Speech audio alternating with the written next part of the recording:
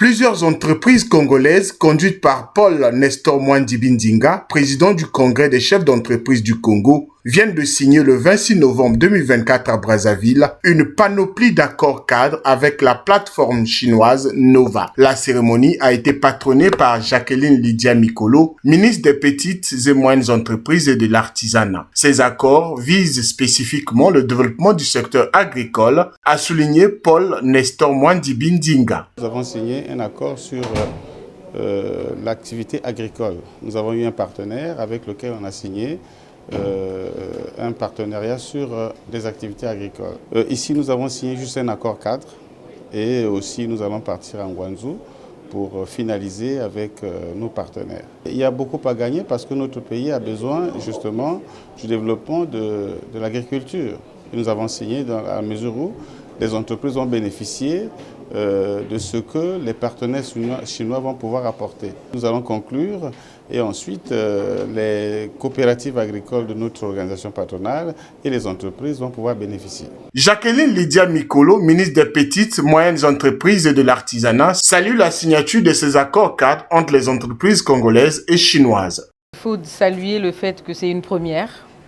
Nous avons une grande plateforme composée d'entreprises chinoises qui sont... Cette plateforme Nova International est venue en séjour d'affaires au Congo.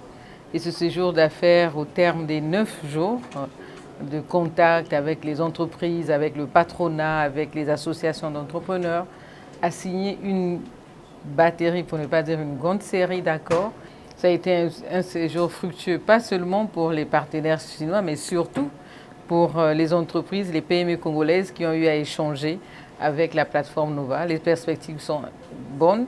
La plateforme a même identifié des partenaires pour avoir une antenne pérenne au niveau de la République du Congo.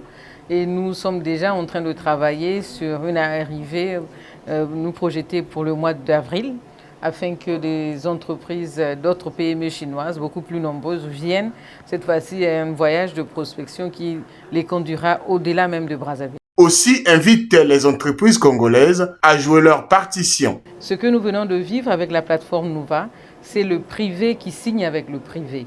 C'est-à-dire, ça c'est une nouvelle dimension, une nouvelle étape de notre partenariat avec la Chine.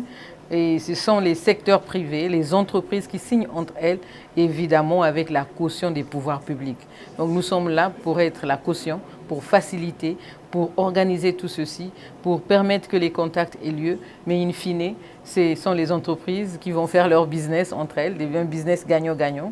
Chacun va s'assurer qu'il a conclu un accord qui va lui permettre de prospérer et des deux côtés. Donc nous, en tant que ministère des PME et de l'Artisanat, nous sommes là. Nous avons permis cette arrivée, permis que les conditions soient remplies afin que les entreprises puissent se rencontrer, puissent échanger, puissent prospecter.